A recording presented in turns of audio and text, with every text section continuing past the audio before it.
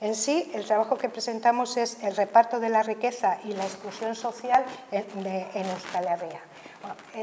Sobre todo por los momentos cruciales que estamos, es necesario saber, y además sería un elemento clave para las políticas públicas, saber cuál es la realidad en Euskal Herria en estos momentos de pobreza, de riesgo de exclusión social, de elementos muy, muy relevantes que, vamos, como digo, tendrían que ser conocidos muy fehacientemente para que las políticas públicas pudieran tomar decisiones lo más acertadas posible. Entonces, entramos de lleno en cómo se miden las cosas, o sea, qué variables.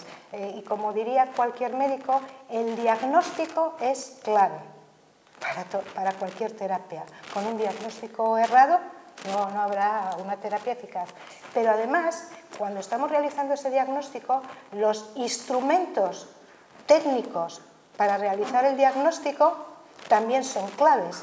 O sea, no pueden tener deficiencias, si no nos van a dar medidores erróneos. Entonces, de eso vamos a hablar, de cómo se están haciendo los diagnósticos en este campo y con qué instrumentos se están haciendo esos diagnósticos, con instrumentos que, como veréis en las conclusiones del análisis, pues tienen sesgos mucho más que considerables, por no llamarles errores intencionados, ¿eh? O sea, se está ocultando mucho más de lo que se revela.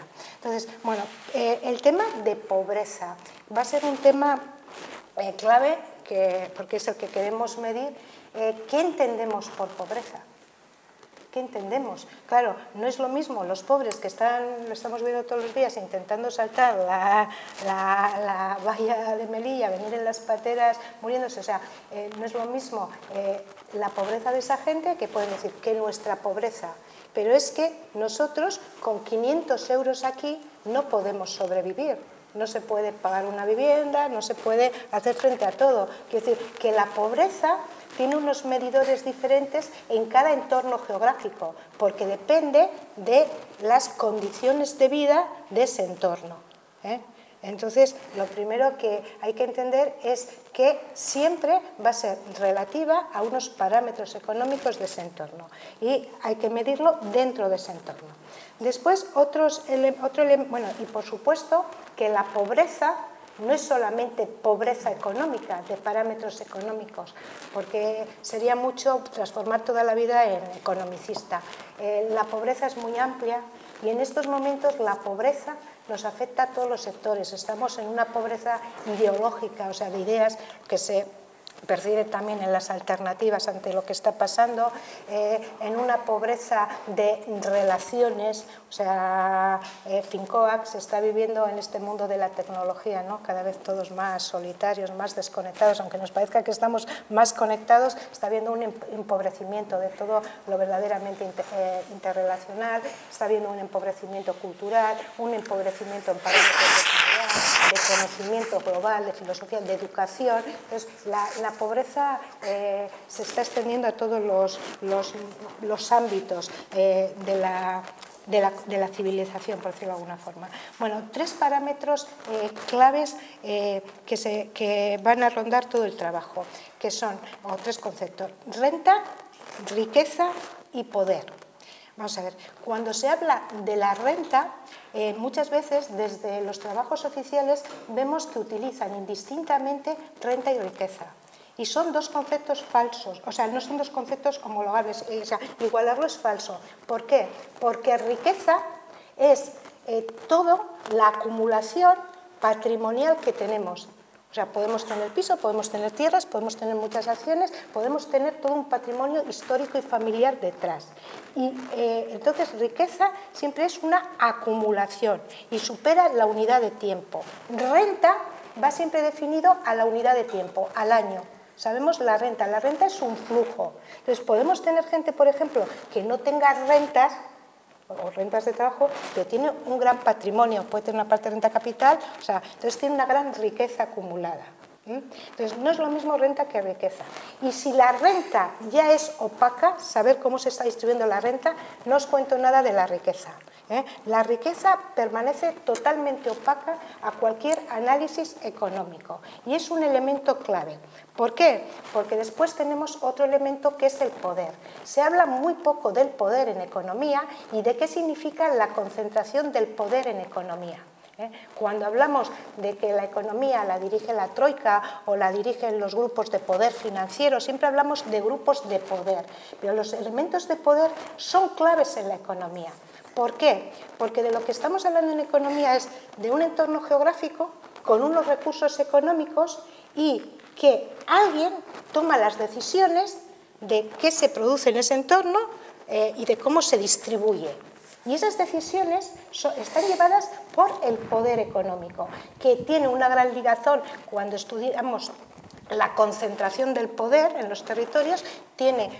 Vemos cómo círculos se van reproduciendo en sus ligazones con el poder político, con el poder financiero, es decir, las mismas familias o los mismos consejos de administración, o sea, están en el poder político, en el poder financiero o en ese poder a la sombra que mueve los hilos para aplicar las leyes. O sea, porque quien tiene el poder político es solamente un instrumento de esos fuertes poderes que les están marcando qué leyes laborales aplicar, qué salarios mínimos aplicar, y eso en estos momentos de crisis está quedando muy a flor de piel. Todos vemos las presiones de esos grupos oligárquicos. Ayer mismo el BBVA presentaba un informe para corroborar al del FMI que automáticamente todos los salarios en el Estado español tendrían que tener ya una aplicación, pero por ley, del 7%.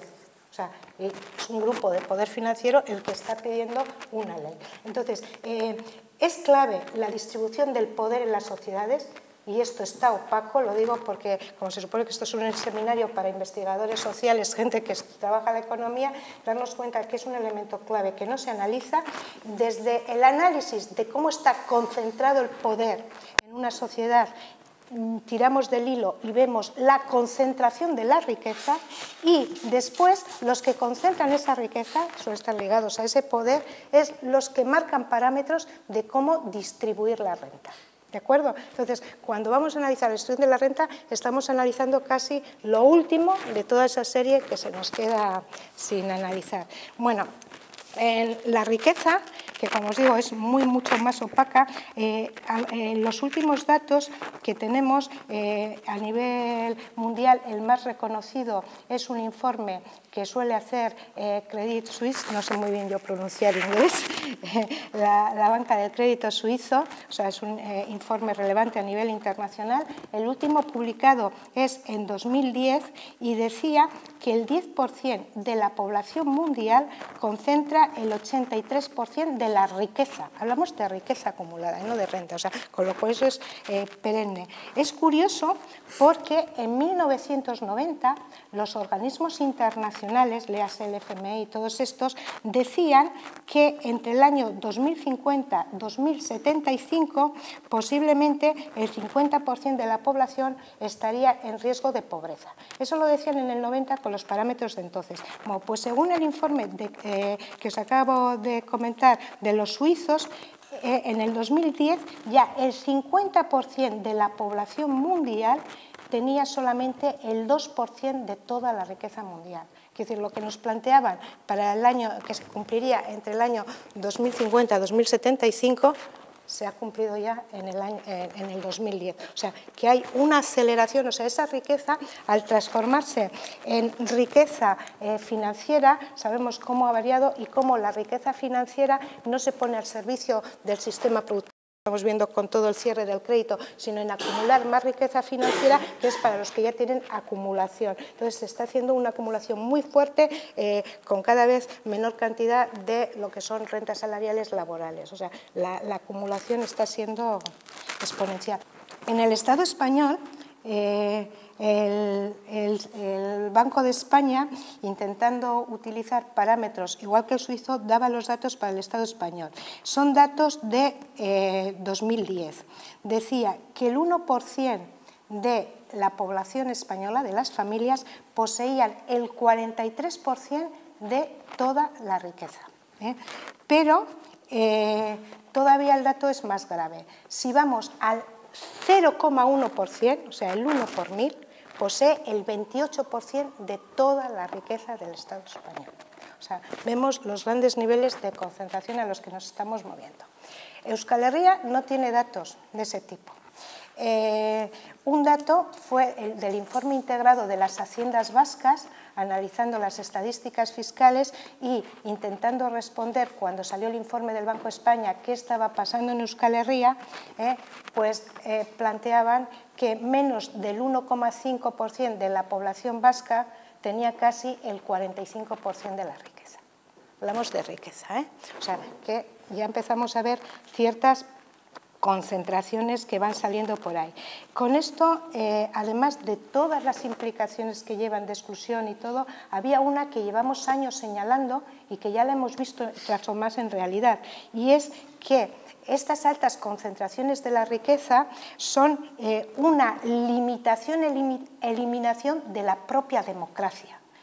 Porque las decisiones se toman en unas élites muy estrechas. Es que cuando decimos la troika, o sea, el FMI, la Merkel, como decimos, en la Unión Europea, toman las decisiones para cuántos millones de la Unión Europea, decisiones de decirnos el presupuesto no puede pasar de aquí, el endeudamiento, o tienes que aplicar esta ley o tienes que aplicar la otra. O sea, se está secuestrando la voluntad de los parlamentos, la voluntad de la democracia. Pero este secuestro ya no es decir, así en teoría, que la gente no cabe de verlo, es que se hizo real en 2011 cuando el entonces presidente de Grecia, Papandreou, planteó hacer un referéndum a su pueblo antes de imponer las condiciones tan duras que cara al segundo rescate estaba planteando la troika. Y a los 2 días de plantear el referéndum, lo cesaban y metían un gobierno que ellos llamaban tecnócrata, impuesto por esa troika y además un responsable de Goldman Sachs, pues una gran institución financiera multinacional, que es la que en estos momentos deciros que de los 27 países miembros de la Unión Europea, del euro, todos tienen o el ministro de Hacienda o el ministro de Economía o puestos claves en el gobierno, miembro o de esta agrupación o de Lehman Brothers. Los dos están en todos los países. De hecho, de Guindos viene de ahí.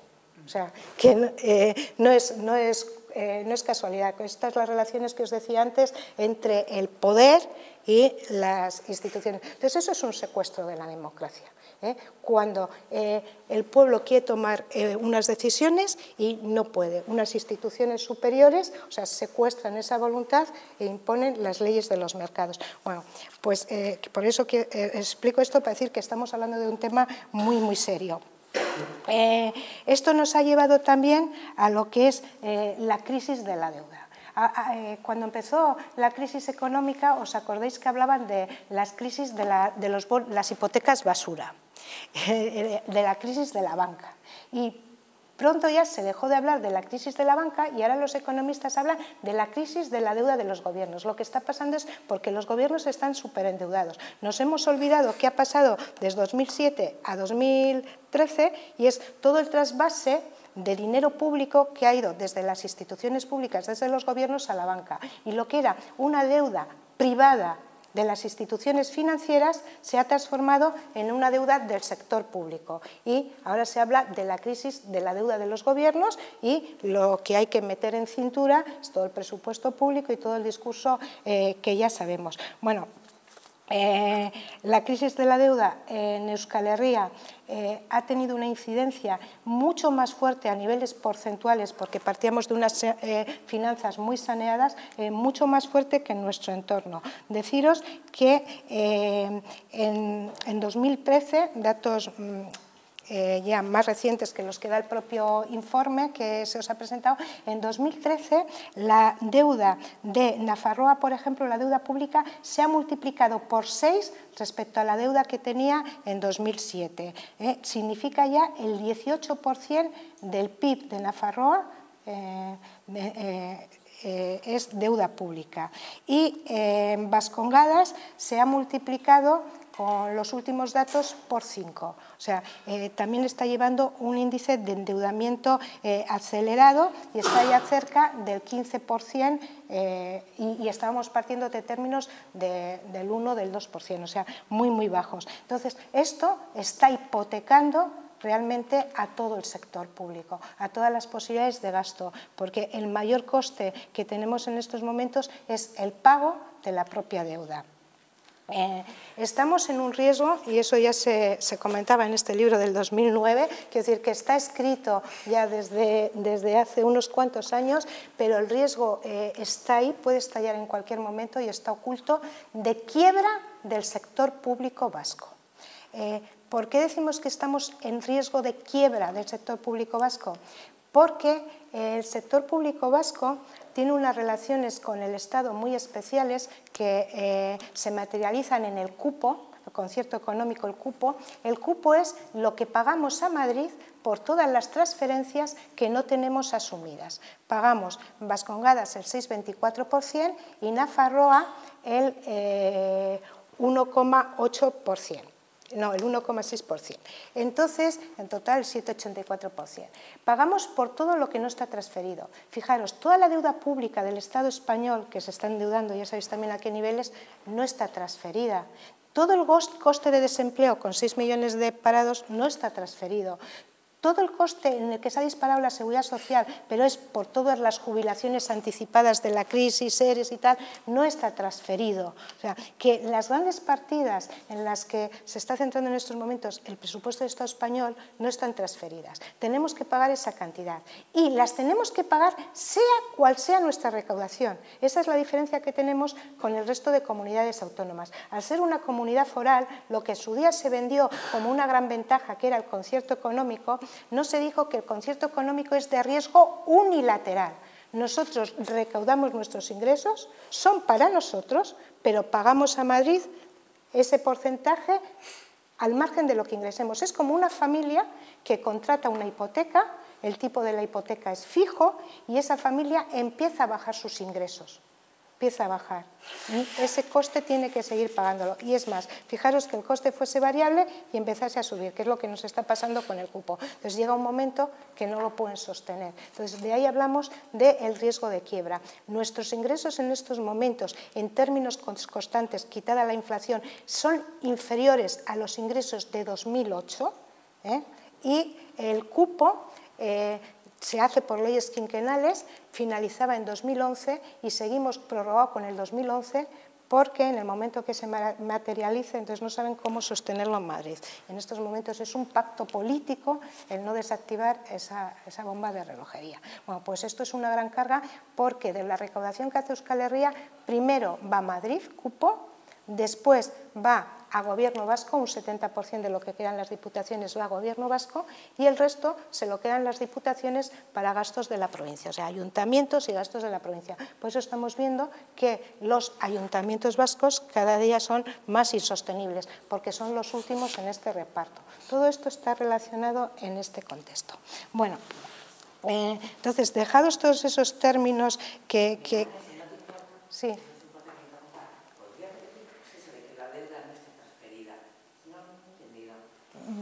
Sí, a ver, el concepto de cupo sí, ¿no? Pagamos por todas las cargas no asumidas. Entonces, la deuda que emite el Estado español, por ejemplo, emite deuda para equilibrar sus propias cuentas. O sea, los presupuestos del Estado español ha emitido deuda, pues la que le ha dado Europa para la banca. Entonces, todo ese elemento, cuando se mira en competencias transferidas o no, cuenta como no transferido. Entonces, lo único que se hace con ella es mirar si la deuda del Gobierno español, imagínate que una parte de deuda hubiera sido para hacer un hospital grande no sé dónde. Como tenemos transferido Osakidetza, si una parte de esa deuda ha sido a una infraestructura sanitaria que nosotros tenemos el concepto transferido, se descuenta, ¿entiendes? Se descuenta de la deuda global del Estado. Pero es que la deuda global del Estado no está siendo para eso. Suelen ser para infraestructuras no transferidas. Por ejemplo, no tenemos transferido nada de trenes de alta velocidad. El Estado español tenía presupuestados 10.000 kilómetros de alta velocidad. Ha aparcado muchos. Entonces, toda la deuda para hacer eso es deuda no transferida, ¿entiendes? Entonces pagamos, porque, o toda la de la banca, no sé si me he explicado. ¿Nosotros pagamos por eso? No, nosotros le pagamos al Estado vía cupo. Eso es, entonces no nos influye, ¿no? Claro que nos influye, porque cuando se liquida, nosotros el cupo lo pagamos cada año, y no es una cantidad fija, es cada año el 6,24% más el 1,6% de todo lo que Madrid gaste. Ah, vale. Dicho en otras palabras, No, es que pensaba que era de uno de los... Vale, era el problema de no entendía eso. al final el tema es de cuanto más aumenta la deuda en el Estado, más le debes pagar tú, porque te corresponde la parte proporcional de esa deuda. Y esa deuda debes de hacerla, hayas participado tú o no en esos beneficios. Por eso decía lo de la hipoteca, que te van subiendo los tipos de interés y encima tienes que pagar aunque tu ingreso se hunda. Aunque no tuvieras ningún ingreso, estás obligado a pagar, con lo cual entras en quiebra financiera. Y ya hay países que han entrado y ciudades americanas que tienen también sistemas especiales. O sea, que la quiebra financiera pública es real y se da, puede darse. Es el 6,24% de los gastos del Estado no transferidos. Sí, en competencias no transferidas. 6,24 aquí y 1,6 Nafarroa. Y os puede parecer, bueno, esto no es el tema, pero puede parecer a simple vista y según oyendo a ciertos partidos políticos que somos una comunidad con unas competencias de la leche, que tenemos casi todo transferido. Bueno, pues antes de la crisis económica, que se hizo el último análisis de cupo ley quinquenal, que se mide en todos los presupuestos del Estado, seguridad social, empleo, o sea, en todo, se mira lo que no hay transferido, más del 60% de todos los gastos del Estado del 2007 estaba en competencias no transferidas, y los gastos del Estado se han disparado precisamente en competencias no transferidas. Es lo que os decía antes, en pensiones, en desempleo, en deuda a la banca. Entonces, en estos momentos podemos hablar como un 80% de todo el gasto del Estado es competencia no transferida a Euskal Herria. O sea, para que veáis la magnitud de lo que hay ahí. Bueno.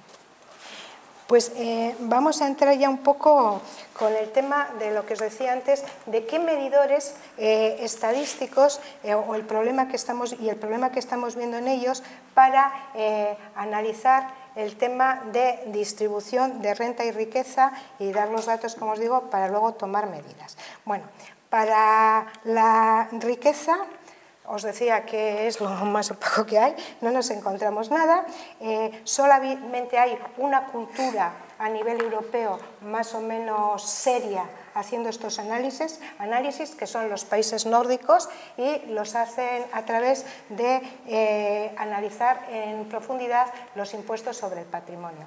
Pero quiero decir, aunque existe esa metodología y se podría aprender, no se hace nada. El Banco de España, presionado por las instituciones comunitarias, empezó hace 10 años a hacer lo que se llama la encuesta financiera de las familias. Pero primero, es una encuesta, es método encuesta, y es solamente financiera. No financiera son los depósitos que tengan en la banca, las acciones, las ICAP, no tiene para nada en cuenta todo lo que se llaman bienes fijos, tierra, patrimonio inmobiliario, arte, y muchas veces, y sobre todo en épocas de crisis, los bienes materiales, el oro mismo ya no es financiero, ya es material, o sea, se va a tierra, se va a otros valores. Entonces, está totalmente desacreditada porque primero es encuesta, en una encuesta siempre se tiende a minorar tu renta, porque no sabes quién puede ver la encuesta y dónde está Hacienda, entonces se tiende a minorar y después deja una parte sin analizar. Los datos de esta encuesta es lo que os decía antes, que a pesar de toda esa infravaloración, decía que el 1% de la población española tenía 43% de la riqueza. Bueno, solamente hay eso, en Euskal Herria no hay nada. Por tanto, nos vamos a olvidar del análisis de la riqueza y vamos a hablar de cómo están midiendo la distribución de la renta. Para analizar la distribución de la renta también existen dos vías. Una es también la encuesta, el método encuesta, y cada vez más desacreditado por lo mismo, porque se está viendo un sesgo cada vez mayor a ocultación de rentas. Se ocultan las rentas, con lo cual, o sea... Bueno, y además aquí es curioso. Por una parte se ocultan todas las rentas altas, pero dicen los servicios que la hacen que las partes más pobres tienden a aumentarla, porque es por dignidad. Les da vergüenza decir que es que no pueden comer al día, y cada vez queda más de relevancia en las encuestas porque se les pregunta eso. O sea, pues ¿cuántos días a la semana careces de alimentos proteínicos de estas características? Y cada vez estamos viendo que tenemos más necesidades, incluso alimenticias. Entonces hay una falsa dignidad que obliga a los grupos más desfavorecidos a tratar de enmascararla, con lo cual distorsionan todo, y a los grupos altos ocultan su renta. Con lo cual las encuestas se están demostrando bastante ineficaces. Deciros que los datos que tenemos siempre de pobreza que nos da el Gobierno vasco vienen vía una encuesta, la que se llama la EPDS, que es la encuesta de pobreza y desigualdades sociales, que se realiza cada 4 años. Bueno, y después la otra forma de cálculo viene en base a las estadísticas fiscales, y no hay más. Entonces, estadísticas fiscales son analizar las declaraciones que se presentan a Hacienda y en base a ello sacar las estadísticas. Bueno, las estadísticas fiscales, primero, tienen el inconveniente de que se pueden comparar difícilmente entre distintos territorios, porque si tenemos una ley fiscal, por ejemplo, que en renta en determinados lugares no hay que declarar si no se pasa de un nivel, todos los que están por debajo no declaran porque no tienen rentas, pero es que precisamente no aparecen como lo que son, los pobres de los pobres. Entonces ya hemos quitado toda esa cola. En otros países sí pueden estar obligados a declarar y aparecen en las estadísticas. Pero bueno, las estadísticas fiscales que se están utilizando en estos momentos, o sea, la fiscalidad de Euskal Herria, precisamente las rentas que no llegan a un mínimo no tienen obligación de declarar. Entonces es la crítica que hacemos. Tenemos una cola totalmente fuera y luego el gran fraude fiscal. El fraude fiscal, y yo siempre cito a Zubiri, un catedrático de Sarrico, José Ignacio Zubiri, ya en el año 2010, en un análisis bastante serio, planteaba que el fraude fiscal de Vascongadas, no metía Nafarroa, eran 10.000 millones de euros, mínimo, planteaba él. O sea, de ahí para arriba. ¿Esto es mucho o es poco? Deciros que el presupuesto de Gobierno vasco de este año son 1.250, o sea, si quitamos el fraude fiscal se podría doblar el gasto presupuestario. Estamos hablando de una barbaridad. Entonces, ese fraude fiscal se concentra siempre en los tramos de renta más altos. Entonces, cuando en una estadística tú no tienes contabilizado toda la parte baja, o sea, que son los realmente necesitados, y tienes un fraude impresionante y una ocultación en las rentas más altas, todas las rentas medias pierden todo el sentido. Entonces, esta es la otra crítica que se pueden hacer a los análisis. Después nos encontramos con otro elemento clave que está siendo bastante cuestionado, que es el índice de Gini. El índice de Gini es un índice de valor, vamos, reconocido internacionalmente porque quita la diferencia entre muestras, colas de países, bueno, quiero decir que puede homogeneizar bastante bien, pero luego veremos sus defectos. Entonces, el índice de Gini se mueve, bueno, el coeficiente entre el 0 y 1, y al multiplicar cuando se multiplica entre 100, que sería un porcentaje, se habla del índice. Bueno, se mueve entre 0 y 1. Si es un 0, quiere decir que hay igualdad total de rentas. Toda la población gana lo mismo. Y si es 1, es la máxima inequidad. Una sola persona se lleva toda la renta. Pero ¿qué pasa? O sea, solamente puede ver bien eso porque en el índice 1,5, o sea, en la mitad, se dan dos situaciones totalmente opuestas y las dos dan el mismo valor, por lo cual ya el índice lo pierde todo. A ver si intento explicarme. Mirad, un valor de 0,5 del índice de Gini puede ser estas dos realidades opuestas, que el 50% de la población, o sea, la mitad de la población, se lleve toda la renta y la otra mitad no tenga nada, y el índice nos da 0,5. Y si tenemos una sola persona que se lleva el 50% de la renta de toda la población y el otro 99% de personas se lleva el otro 50%, también el índice da 0,5. Pues es un test estadístico. Entonces, pensadores como el propio Stiglitz, premio Nobel, de economía muy implicada ahora en el pensamiento crítico contra la crisis, están poniendo en evidencia, o sea, que todos estos índices lo que tratan es de enmascarar, de darnos, demostrarnos realidades distorsionadas precisamente para ocultar las políticas económicas que están llevando atrás. Quiero decir que el diagnóstico de la realidad está totalmente distorsionado. Distorsionado a favor de su imagen, quiero decir, de su ideología. Nos están ocultando las verdaderas dimensiones de la pobreza. Claro, y nos hablan de medias. Cuando nos hablan de medias, nos dicen, por ejemplo, que en Euskal Herria, además este era un mensaje del PNV, decía, Euskal Herria se escribe con E de Escandinavia, los países nórdicos. ¿Por qué? Porque nuestra renta per cápita estaba al nivel de los países nórdicos. Los grupos sociales le respondieron, Euskal Herria se escribe, pues eso, con E de engaño, o sea, y de todo lo que quieras. ¿Por qué? Porque sí es cierto que el PIB per cápita estamos en la cabeza de Europa. Si cogemos toda la riqueza que produce Euskal Herria PIB y lo dividimos entre los habitantes, nos da lo que corresponde a cada persona. En los años que decía esto el PNV teníamos 34.500 euros por persona, no por trabajador y trabajadora, sino por habitante. Ahora, como el PIB se ha hundido y se ha corregido además a la baja, se está determinando que andamos por unos 31.500 euros por persona. Esto quiere decir que una pareja, si se cumple la media, tendríamos 62.000 euros. O sea, una pareja de pensionistas, sí, al año, una pareja de pensionistas, 62.000 euros. Una pareja joven con un niño, pues 93.000 euros. Si ya tienes 2 niños, 100 y pico mil euros. Esa es la media. ¿Cuántas personas conocéis en vuestra escalera, en vuestra familia, en vuestro entorno? Bueno, pues no hay nadie. ¿Cuál es la diferencia? O sea, ¿qué es lo que sucede detrás? La concentración. Porque la media es sumar todo y dividir, pero no sabemos, o sea, pocos que se lo están llevando todo. Y en Escandinavia está mucho mejor repartido. Yo pongo el ejemplo del pollo. Tenemos un pollo del mismo peso aquí en Escandinavia, pero ahí se sientan 4 en la mesa y hacen como en la cervecera. Se puede quedar unos gramos más en un lado que en otro, pero no nos vamos a pelear.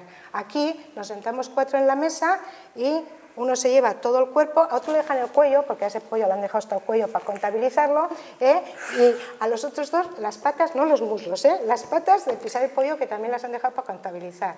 Y si hacemos la división, también nos da un cuarto a cada uno. ¿Veis la historia de las medias? Entonces, es clave ver y entender las cosas. Bueno, pues estamos hablando de eso, todo lo que pueden ocultar las medias. No sé, si alguien viene del mundo de la educación, podemos tener un centro, pues que uno tenga un 10 y otro tenga, pues no sé, un 3, un 2, un 6, o sea, hagamos medias y nos dé una nota media decente, pero no se nos dice que solo aprueba uno. O sea, que cuando hablamos de medias dices, no, la media, o sea, que nos lo distorsiona a todo, que quiero que veáis eso. Bueno, pues la crítica, ahora una crítica porque dedicamos un espacio importante aquí a desmontar un dato de Gobierno Vasco.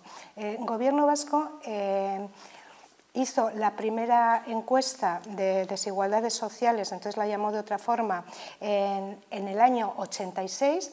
Estábamos metidos en la primera reconversión industrial con tasas de paro que alcanzaron el punto alto del 24% en aquella crisis, y lo mismo, la concentración de riqueza y de poder en Euskal Herria siempre ha sido alta. Entonces dieron en aquel momento tasas de pobreza del 31 y pico %. El documento fue un escándalo para el Consejo de Gobierno, se llevó a una comisión de Parlamento y el documento se secuestró políticamente. Es decir, se hizo un resumen, yo mantengo el resumen, en aquellos momentos ya trabajaba en Gobierno Vasco, el resumen lo teníamos en Economía y lo tengo, además es que se maquetó y todo, quiero decir, con Gobierno Vasco. O sea, entonces dio pánico a volver a hacer otra encuesta de pobreza. No se repitió ninguna más hasta el año 96, 10 años después, y lo mismo, presionado por Europa, que necesita estadísticas y obliga a presentar estadísticas. Entonces hizo, pero ya aprendió de la encuesta del 86 y entonces hizo una encuesta donde pues ibas un poco hacia donde querías, donde entendía la pobreza. Es curioso porque nunca mide la pobreza según el nivel real de ingresos de la gente, sino la percepción de necesidad.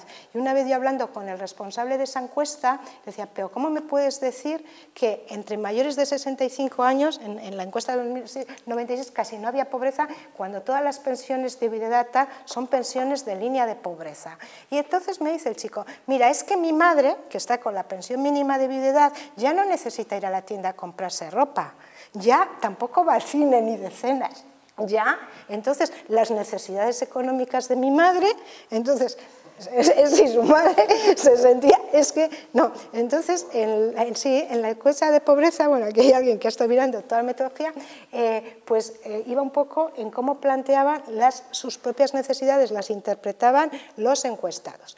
Claro, todo el movimiento social y técnico se echó encima una vez más y además hubo también bastante respuesta desde la universidad. Entonces, lo que van haciendo, la encuesta se hace cada 4 años y es un poco ir recogiendo la crítica, o sea, este informe seguro que también lo analizan con lupa, para ver cómo en los siguientes informes tratan de explicar lo inexplicable. Entonces, en el último informe que han sacado es de 2012, la última encuesta, y o sea, es un tocho en la que se pasan todo el rato explicando mogollón de metodologías y dan mogollón de índices de pobreza distintos. Aquí hay una persona, ¿no? Asier, que lo ha analizado, profesor que ha estado analizando ese tema y plantean, según nuestra metodología, según la que nos exige la Unión Europea, y van dando datos para confundir a la gente, pero en cualquier caso para tratar de ocultar la realidad de Euskal Herria. Entonces, les hemos planteado bueno, pues que ese no es el método.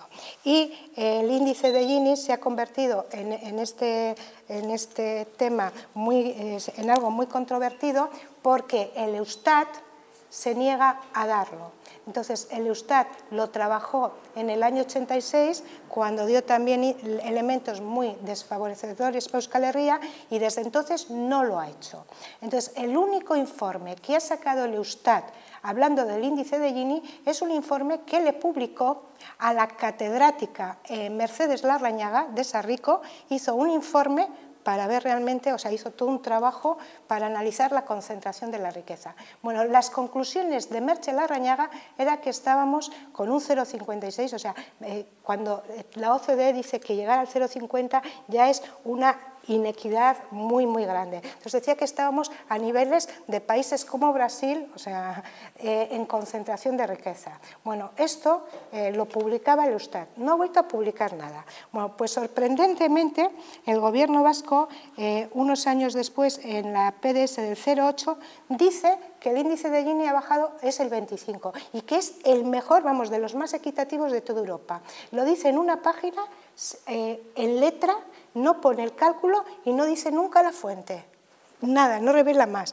Y en el 2012 vuelve a decir lo mismo, que estamos en el 25,3, solamente 3 puntitos, y encima se confunden, porque en el 2008 no hablan del índice de Gini respecto a la renta, sino respecto al PIB, y eso no existe, con lo cual hasta quien lo ha escrito, entonces eso es lo que tratábamos también un poco aquí, que era el objetivo de poner en alerta a todos los investigadores sociales y, en cualquier caso, llevar a la reflexión que siempre ha mantenido Gaindegia, de que lo que necesitamos es, para conocer la realidad de Euskal Herria, plantearnos unos indicadores propios, o sea, con una metodología contrastable, o sea, veraz, y ver cómo somos capaces de dar esa fotografía de Euskal Herria. Bueno, y ya simplemente, bueno, no sé ni si con todo esto queréis que os dé datos de Euskal Herria, porque al final todos son números, o sigo al siguiente punto. Bueno, deciros que... Sí. Aprovechas para hacer un igual, todo esto que está explicando Nekane está muy en relación a la metodología de trabajo que se está utilizando y a los elementos, digamos, de juicio previos que hay que tener a la hora de abordar este tema, ¿no?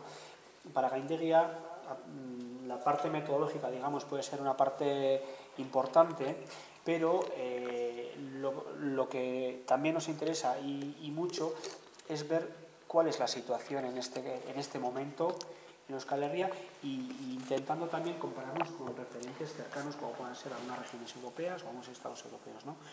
Entonces, igual decías que hablar de Euskal Herria en este caso sería entrar en muchos datos, pero sí que te pediría que hicieras, por lo menos que nos dieras unos esbozos, unos apuntes de qué estamos viendo en nuestra geografía, digamos, para ponernos en situación.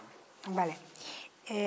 A ver, el INE, el Instituto Nacional de Estadística Español, son datos de 2010, daba datos de un nivel de pobreza, daba a todas las comunidades autónomas del Estado español, de Vascongadas del 21,6% estarían en nivel de pobreza en el 2010 y para Nafarroa daba el 15,9%.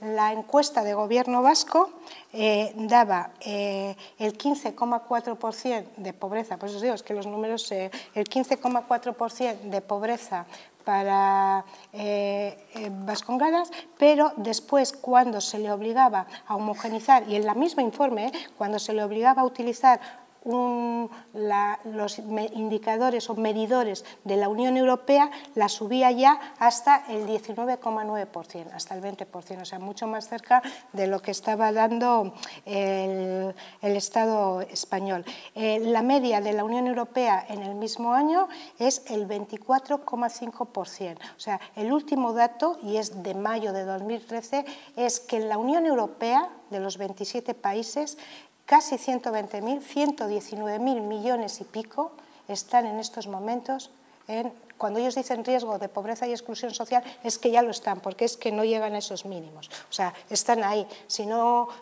tienen patrimonio acumulado, por eso hablan de riesgo, porque nunca sabes cuál puede ser el colchón familiar detrás, pero están a esos niveles.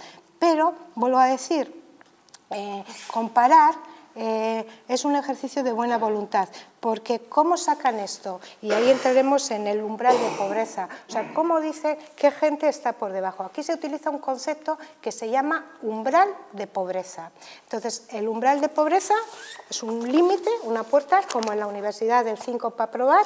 Entonces, todos los que están por debajo pues no están aprobados. Entonces, todos los que no llegan al umbral se les dice que están en riesgo de pobreza. Claro, estarás más riesgo si estás aquí que si estás aquí, pero todos esos están en riesgo, y los otros se dice pues, que están en situación de bienestar. Entonces, claro, el problema está en dónde ponemos esto, en dónde lo colocamos. Entonces, esto es un medidor estadístico, este umbral de pobreza. Y cuando antes está hablando de los problemas estadísticos, nos lleva a que como salen de estadísticas fiscales y de encuestas, o sea, dos países que nos estén dando el mismo nivel de pobreza pueden tener una realidad socioeconómica totalmente diferente.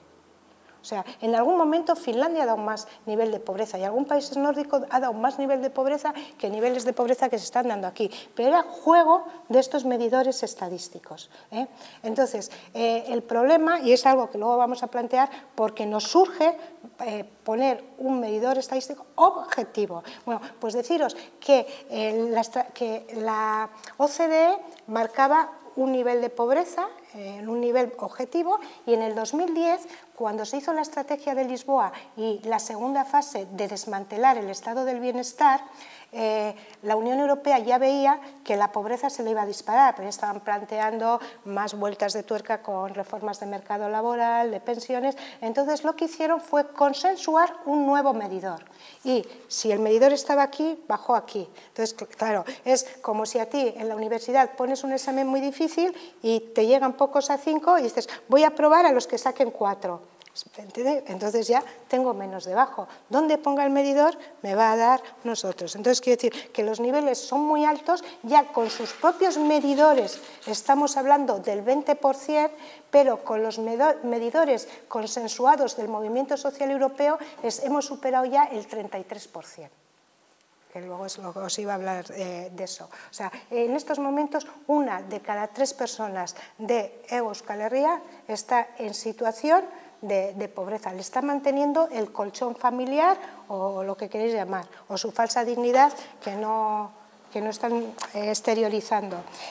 Bueno, entonces, para entender por qué se dan esas situaciones, si eso va a ir a más, va a ir a menos o cómo se puede corregir, hay que entender que la pobreza no es un terremoto que pasa de la noche a la mañana y por causas que no sabemos qué, la gente pobreza. No, la pobreza es estructural a un sistema económico, sobre todo cuando las personas, casi todas, vamos, que más del 90%, para sobrevivir solo tenemos una cosa, nuestro capital humano. Otros lo llamaban fuerza de trabajo. Y ese capital humano, alguien tiene que comprarlo en un mercado. Si no nos lo compran, no tenemos nada.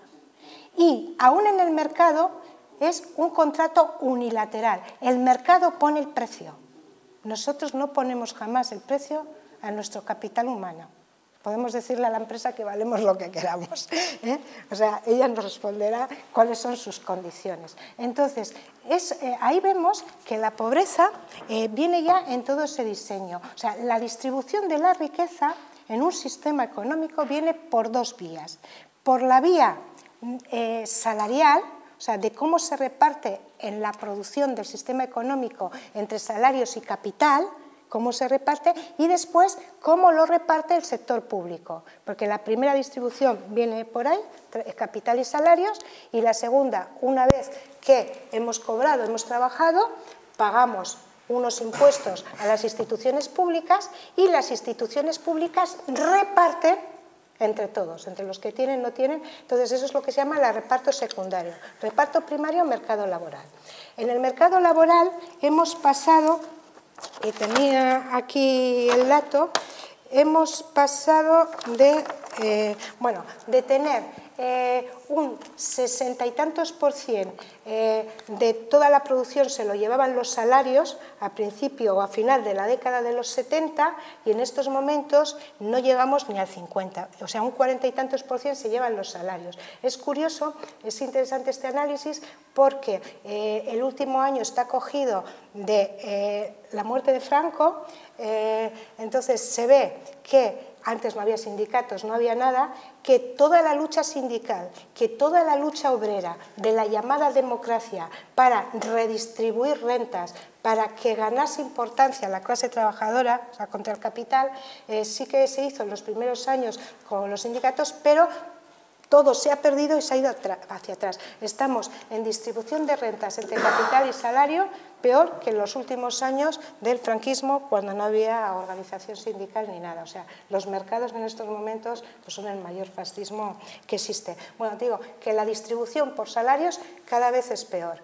Pero esto antes tenía que explicarlo más. Ahora, cuando veis cómo en Madrid les dicen os bajamos a los trabajadores de la limpieza o ahora a las trabajadoras, no, a los de basura, y ahora a las trabajadoras de la limpieza de hospitales les están diciendo que les bajan 40%, o sea, el salario, o sea, estáis viendo esas bajadas unilaterales, pues la pobreza primera viene desde ahí. De hecho, desde el 2010 la Unión Europea sacó una estadística que tampoco la están realizando nuestras instituciones y mandó realizarla, y era hablar de los trabajadores pobres. Desde 2010 se consideran las estadísticas un nuevo modelo y es aquella persona que tiene trabajo pero que con su trabajo está en umbrales de pobreza, porque o lo tiene parcial o lo tiene por el SMI. O sea, hoy tener trabajo no es garantía de no estar excluido de la sociedad. Entonces los pobres pues será un colectivo muy especial. Ahora somos las y los trabajadores y van a ser mucho más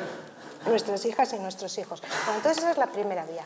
La segunda vía de distribución es que el sector público recoge y luego distribuye. Y había un pensador francés que decía: los mercados de trabajo podrían ser tan ineficientes o desiguales como quisiesen en una economía capitalista. Pero si tenemos un sector público fuerte que les da un palo a esos que disparan sus rentas hasta arriba y se las da a todos los que les han dejado sin renta, se las distribuye vía salarios sociales, vía pensiones dignas, vía prestaciones de desempleo universales dignas, pues desvale. O sea, tú no pagas, pero con todo ese beneficio, o sea, que yo te voy a cobrar un montón, redistribuyo como sector público. Es el segundo elemento de redistribución. Entonces, hay que ver qué pasa ahí.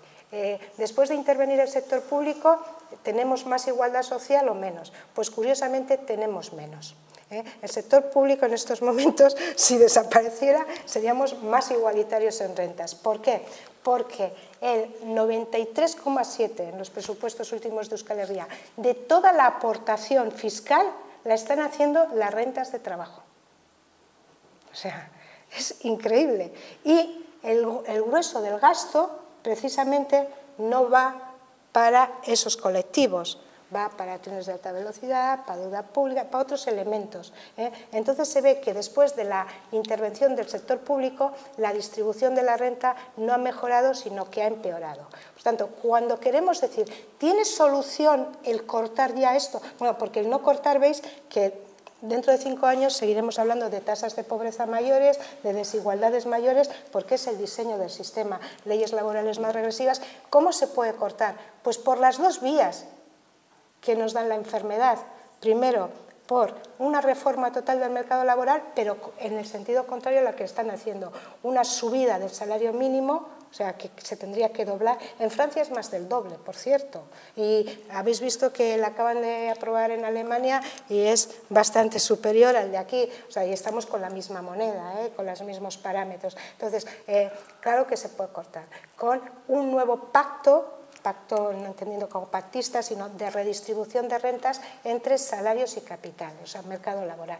Y después, por una intervención decidida del sector público que tendría que hacer una reforma fiscal donde realmente se tomase en serio el fraude, que os voy a contar viendo Bárcenas, viendo todo eso, estáis muy al día de cómo se hace todo, ¿no? Entonces, y que tampoco hay voluntad. Entonces, tendría que haber una reforma total del fraude fiscal, pues para que realmente los que más tienen más pagasen, que suceda al contrario, y esos ingresos redistribuirlos hacia los sectores más desfavorecidos de la sociedad. Entonces, esas serían las vías.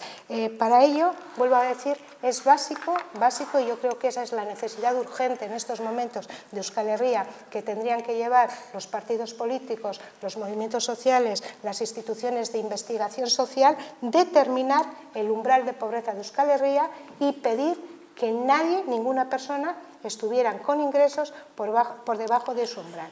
El umbral de pobreza, el movimiento social europeo lo ha desligado de rentas medias, de salarios medios. Bueno, porque no os he dicho que la estrategia de Lisboa lo marca en el 60% de la mediana. Qué palabreja, ¿verdad? Bueno, deciros que la mediana, no es la media, la mediana es un medidor estadístico en el que este es el total, la media pues sería justo pues la mitad, ¿no? Y la mediana es marcar el punto en que la mitad de la población está arriba y la otra mitad debajo. Entonces, eso es la mediana. Y marcan que quien no llegue al 60%, si la mediana está aquí, quien no llega al 60%, quien no llega aquí está en umbral de pobreza. Eso marca la mediana, ¿dónde está? En estos momentos está muy por debajo de la media.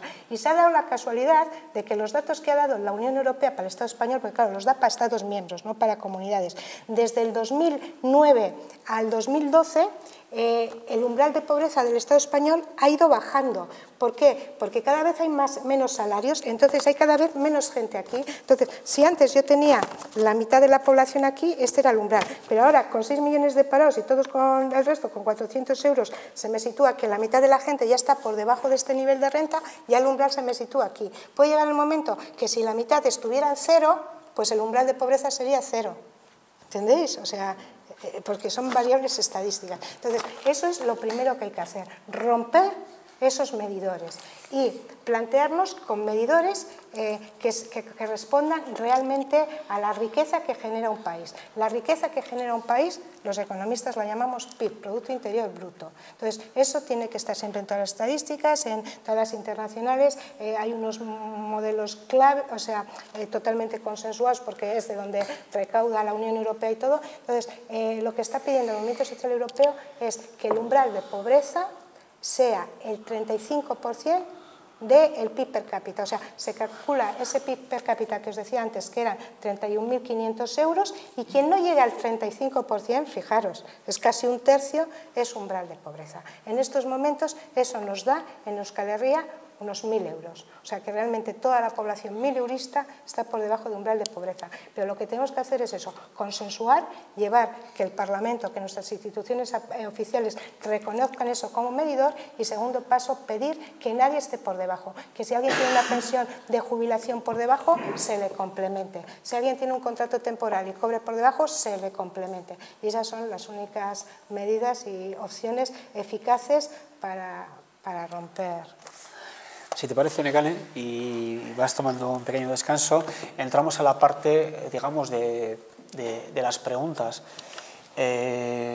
Bueno, el turno en este sentido es abierto, podéis preguntar y la respuesta no tiene por qué venir por parte de Nekane, entiendo que podemos participar todos. Entonces, bueno, yo simplemente, mientras vais preparando las preguntas, y con respecto a este tema, en Gaindegia, bueno, no disponemos de mucho personal, lo que sí disponemos es de gente como Nekane, colaboradores como Nekane, que nos permiten entrar a algunos temas, ¿no? En este informe, por ejemplo, falta la parte relativa a Iparralde, que, como he dicho, pues bueno, pues en ese momento tampoco disponíamos de datos, que no quiere decir que no los haya, sino que no disponíamos de datos, que no los teníamos físicamente, pero bueno, hemos seguido trabajando y algunos temas sí que hemos trabajado, ¿no? Y por ejemplo, es un tema que personalmente me interesa bastante, el ver cuáles pueden ser las diferencias entre Egualde y Iparralde. Por ejemplo, para poder entender si en cierto momento bueno, pues vivir en Iparralde pueda ser más interesante que vivir en Egualde, por ejemplo, o si desde qué momento algún habitante de Iparralde, sea del origen que sea, que es un dato importante también, se pueda sentir atraído por Egualde, de alguna manera, más allá de la visita turística y del pasárselo bien. Y entonces, uno de los datos que nos salía en ese sentido es que, primero, que el sueldo mínimo interprofesional en Iparralde es bastante más alto que en Egualde, y estamos hablando depende de cómo se mire, pero bueno, 1.400 euros reconocidos por el Estado, es decir, es un índice oficial. Y entonces, si bien las rentas o, digamos, las rentas mínimas están dando el dato de que son más bajas que en Egualde, el Estado, digamos, se ocupa de compensar esa situación de distinta manera, ¿no? Eso está generando, por ejemplo, que por una parte nos estamos encontrando con distintas casuísticas en Iparralde. Por ejemplo, el acceso a la vivienda es un desastre, pero un desastre, aparte de que la costa es una zona especialmente abonada para el turismo de alto standing, y no solo franceses de París, que también, sino también italianos. Hay una comunidad importante de italianos ya de cierta edad que vienen a disfrutar del retiro en Iparralde, o gente, como decíamos, del entorno de París, que ya son muchos en este sentido. Y claro, evidentemente las casas que, digamos, que se están construyendo o están en el mercado en la costa de Lapurdi, pues son de unos precios, digamos, prácticamente similares o más altos que Donosti, Zarauz, Hondarribi y este tipo de municipios, ¿no? Entonces, evidentemente, esas viviendas no están al alcance, digamos, de los sueldos normales, pero es que precisamente cada vez lo están menos, digamos, en las áreas más residenciales, digamos, de gente trabajadora, ¿no? Entonces, por una parte, hay, por tanto, un acceso difícil a la vivienda, y evidentemente el interior no es una zona de residencia interesante para quien esté trabajando en la costa, ya simplemente porque apenas existen de transporte público, las carreteras que hay, los desplazamientos que hay son bastante, digamos, peligrosos, depende de la hora y demás, ¿no? Entonces, en Iparralde sí que se está dando esa situación, ¿no? Seguramente en Egualde, como bien presentaba Nekane, puede haber situaciones de precariedad bastante importantes, pero en el caso de Iparralde hay otras, ¿no? Y es más, estamos encontrando con, digamos, parados personas empleadas o infraempleadas con unos sueldos muy bajos y unas retribuciones muy bajas, que bueno, evidentemente está ahí el factor compensatorio del Estado que, digamos, oculta esa pobreza, pero es que precisamente la juventud de Iparralde es la que emigra de Iparralde, y en este momento se está creando digamos, una bolsa de trabajadores infraempleados de origen, digamos, de regiones francesas que subsisten en la costa, digamos, mediante contratos sobre todo de temporada, verano, turismo y demás, más luego ayudas sociales. Entonces, la imagen de Iparralde en este sentido es bastante diferente con respecto a la de Egualde, pero de una gravedad en este sentido también bastante seria, que, digamos, se mitiga en cierta medida por las ayudas del Estado. Entonces, bueno, pues también es una fenomenología que no la hemos podido abordar que no la podía abordar en ECANE, porque tampoco le hemos podido servir nosotros los datos, pero que también tiene lo suyo, y nos gustaría poder plantearla para que vayamos viendo, digamos, cuál es la geografía de la precariedad, ¿no? Otro elemento que también que nos viene saliendo bastante con respecto a la precariedad es lo que está pasando en las comarcas, digamos, de montaña, sobre todo las de montaña, también seguramente las comarcas más rurales, pero aquellas que tienen una economía de montaña, donde, digamos, la rentabilidad de la actividad agraria no se parece en nada a lo que pueda haber en áreas, digamos, más adecuadas para la agricultura, donde estamos encontrando, pues, un índice que además lo hemos recogido en un trabajo que hemos realizado para Udalbiltza y se presentará ahora en diciembre, con respecto a una actividad digamos, de solidaridad con el Pirineo y demás, donde pues, el índice de autónomos no dobla, pero prácticamente casi lo dobla con respecto a la media de Euskal Herria. Y el dato del autónomo, que sí que recoge ECANE en este informe, está muy en relación a digamos, autónomos con ingresos pues, muy por debajo digamos, de las medias, ¿no? Entonces, tanto el índice de autónomos como, por ejemplo, la precariedad con respecto a la disposición de recursos, es decir, el que precise de servicios de atención médica, digamos, bastante regular, o aquellas personas que precisen de algún servicio social o público, como pueda ser un centro escolar o un centro médico, pues no les queda otro remedio más que abandonar estas áreas, ¿no? Con lo que está generando ello de abandono, de soledad de la gente que se está quedando, de pérdida de población, por tanto pérdida de actividad, pérdida incluso de diversidad económica y pérdida de capacidad de generar empleo para más gente y de mantener esas comunidades, ¿no? Entonces, digamos que la imagen de la precariedad, además del factor de cómo se mide esa precariedad, luego tiene unos factores territoriales con respecto a la distribución de otros servicios que están generando una imagen de desigualdades bastante, digamos, cada vez más nítida, pero que al mismo tiempo cada vez más preocupante, y por tanto, digamos que la forma de abordar todas estas problemáticas pues pasa por intervenciones muy de distinto tipo, pero al mismo tiempo complementarias, ¿no?